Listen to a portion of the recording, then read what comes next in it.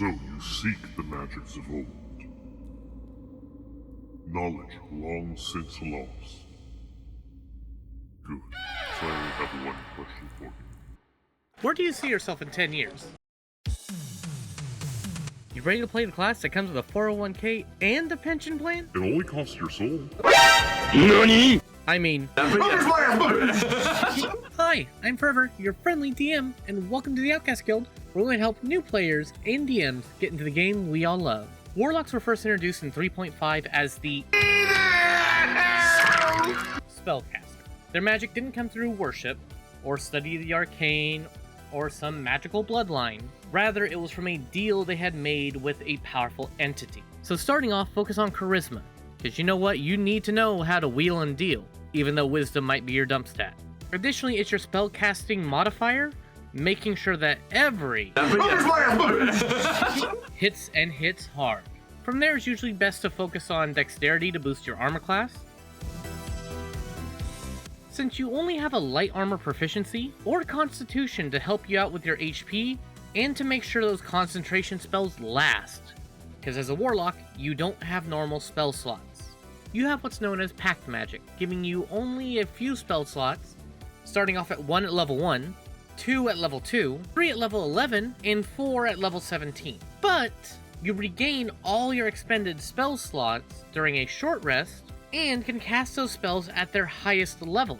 Because who needs sleep when you have of Eldrich Blast? However, you will not see spell levels higher than level 5. However, your patron, ever so generous, has bestowed upon you Mystic Arcanum, allowing you to cast Warlock spells of 6th, 7th, 8th, and 9th level. However, unlike your Pact magic, these are regained after a long rest, and can't be upcasted.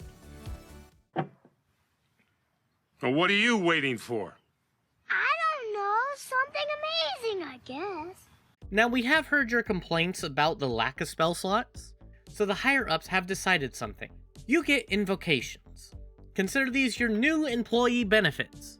These are permanent upgrades that you can add to your own warlock, and can give you things such as upgrading your own base abilities, such as giving you magical dark vision, read any language, or see the true form of any creature. You can also cast spells at will, like Mage Armor, Disguise Self, and Detect Magic, meaning you're never truly off the clock. And then for you who just really are going for the pizza party, Eldritch Blast! yes, there's invocations specifically for the spell, and even in 2024, where now it could be used for any cantrip, let's face it, you're still gonna. Eldritch Blast! And invocations for it are things like extend it up to 300 feet, push an enemy away when you hit him, pull an enemy closer when you hit him, or add your charisma modifier to the damage you dealt. And if you're wondering why so many upgrades and why Eldritch Blast is such a good spell, go check the iCard above for a video on Eldritch Blast itself, because this video is already going to be pretty long. Now, while I do joke about invocations and them being the employee benefits, this is a feature I do love. It's a skill tree built into a class that doesn't force you to build it any specific way. And as you gain levels, it's able to allow you to reflect your playstyle and allow you to tell a story of what your character's ambitions are, what are their priorities while in this deal, and show them and explain to the party what they're truly willing to trade for the pursuit of power. Now, next up, let's talk about your bosses, I mean patrons. To start off, you have your classic cutthroats, the Fiends. This is that toxic boss that doesn't care how you get the job done, only that you did it. And if they find you breaking the law, they're not going to care, but they're not going to help you out of jail either. Now, if you choose this boss as your patron, you get to cast Fireball. Additionally, you gain Dark One's Blessing, allowing you, when you slay an enemy, to gain temporary hit points equal to your Charisma plus your Warlock level.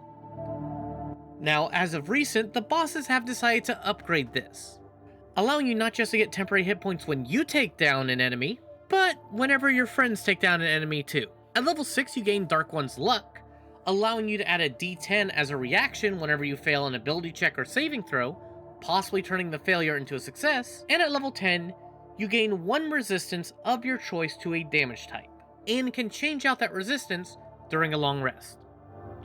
because your boss said you're doing such a good job. Finally, at level 14, you can send the Karens directly to the manager. Hurl Through Hell allows you, whenever you hit a creature, to send that creature to your boss until the end of your next turn. It deals a whole bunch of psychic damage, and in 2024, it gives them the Frightened condition.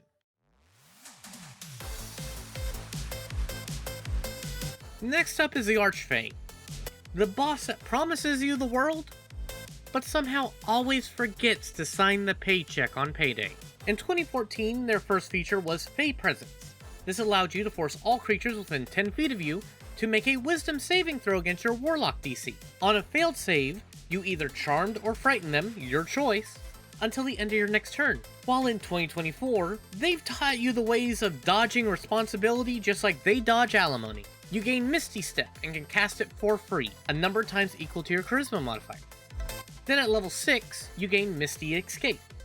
In 2014, this allowed you, whenever you would take damage, to turn invisible until the start of your next turn, or until you attack or cast a spell, while in 2024, you can cast Misty Step as a reaction, and either turn invisible, like in 2014, or force the creatures within 5 feet of where you left to make a Wisdom saving throw against your Warlock DC. On a failed save, they take 2d10 psychic damage. At level 10, you gain Bellowing Defense, giving you immunity to charm effects. In 2014, it allowed you to take someone's charm spell they cast on you and redirect it back to them.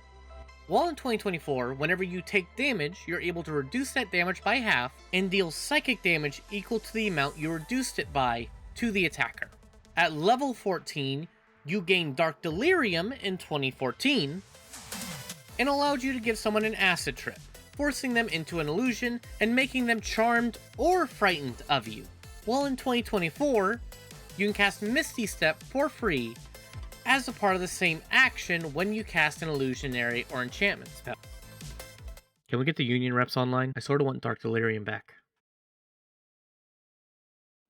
The HR violation, the tentacle boss himself, the Great Old One. And this boss is definitely not running a pyramid scheme. No, really, trust us. But on the bright side, that you can really climb up that corporate ladder. Starting off, you gain Awakened Mind, giving you telepathy at a range of 30 feet.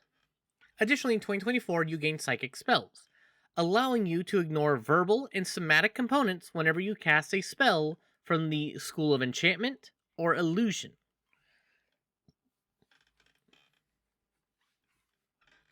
At level 6, you can always have luck on your side. Whenever a creature attacks you, you can impose disadvantage on the roll, and if the attack fails, the next attack against that creature has advantage. At level 10, you gain resistance to psychic damage, and whenever a creature deals psychic damage to you, they take the same amount of damage they dealt. And in 2014, you also gain Eldrich Hex, giving you the Hex spell. Whenever you hex a creature, you give them disadvantage on not just ability checks of that specific stat, but also saving throws. And at level 14, you gain Create Thrall. Hire Intern, allowing you to charm an incapacitated humanoid.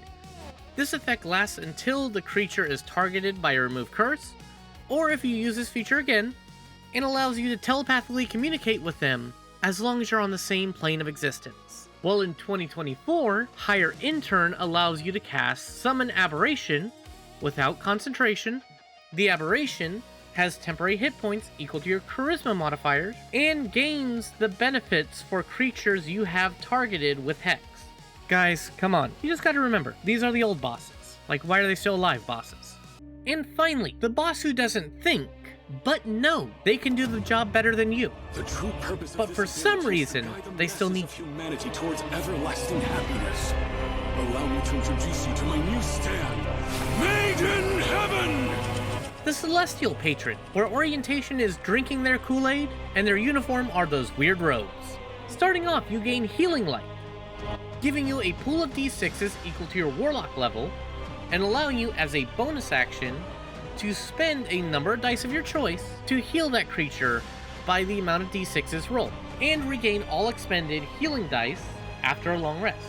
At level 6, you gain Radiant Soul, giving you resistance to radiant damage, because you have risen up in the rank of the cult, I mean corporation. Additionally, whenever you deal radiant or fire damage, you deal additional damage equal to your charisma modifier. Moving on to level 10, you have mastered the ability of power napping. Whenever you finish a short or long rest, you gain temporary hit points equal to your warlock level plus your charisma modifier, and can share those hit points with allies you can see. And finally, your capstone ability at level 14 is Searing Vengeance. In 2014, this said whenever you were forced to make a death saving throw, you could choose to instead pop back up to half your maximum hit points and deal 2d8 plus your charisma modifier in radiant damage and blind anyone who's within 15 feet of that area.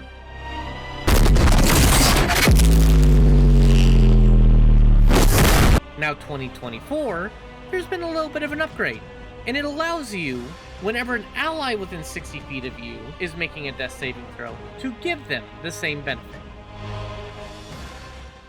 Okay. Within the past 10 years, unions have been formed, and good news, we've gotten some more features for the Warlock. Do we get more spell slots? Hey. Now let's not be too hasty. That's right. While in 2014, Warlocks really only had their invocations, their patron abilities, and their Pact boons that allowed them to choose either Pact of the Tome, giving them more invocation options, and more options that aren't traditionally Warlock, Pact of the Blade, giving you a melee-based invocations, and make your weapons magical if they weren't already, or Pact of the Chain, giving you a small familiar who can fight for you. Because as the higher up said, you need this little guy. And it's not because we're just making sure you're working. Additionally, they had the capstone of Eldrich Mastery, allowing you at level 20 to regain all spell slots if you spent at least a minute resting. Now in 2024, there has been a bunch of updates to this. No longer are Pact boons a thing, but they've been changed to invocations. Meaning, yes, you could be a Pact of the Blade, Pact of the Tome, or Pact of the Tome, Pact of the Chain, or any combination of Pact boons to give you whatever flavor you truly want. Additionally, at level 2 in 2024, you gain Magical Cunning, allowing you to spend a minute to regain half your expended Pact magic slots. At level 9, you gain access to the HR department, giving you contact of the plane to get a hold of your boss. And finally, at level 20, you have Magical Cunning, allowing you to regain all your spell slot when you use your Magical Cunning ability. Oh, and one more thing. Apparently you're only known if you're hired on by the company at level 3, no longer at level 1.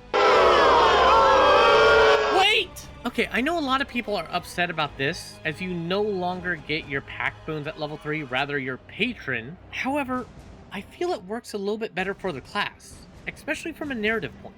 Hear me out. The whole idea of a Warlock is you had made a deal with a powerful being. You had somehow gained the ire of them, and now they have decided to give you this power. It does come at a cost, but you still gain that ability. You've impressed them somehow.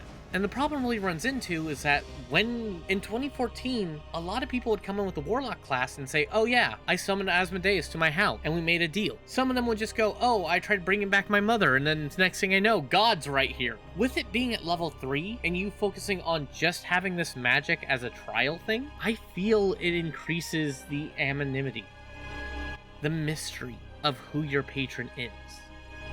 As for so many players out there, I see them focusing on who my patron is, rather than why'd I make this deal.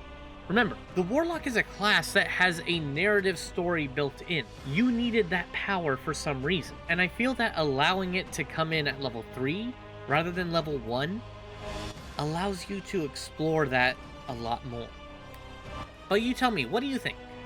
Do you love the changes to Warlock? Do you hate the changes to Warlock? Do you prefer 2014? Do you just hate all Warlocks? Also, what's your favorite patron? Tell us all down below in the comment section. And as always, keep calm, geek on, and remember, whether your boss is a devil, a fae, an ancient cosmic horror, or a suspiciously cheerful angel, remember, you signed the contract for some reason. So what is that reason?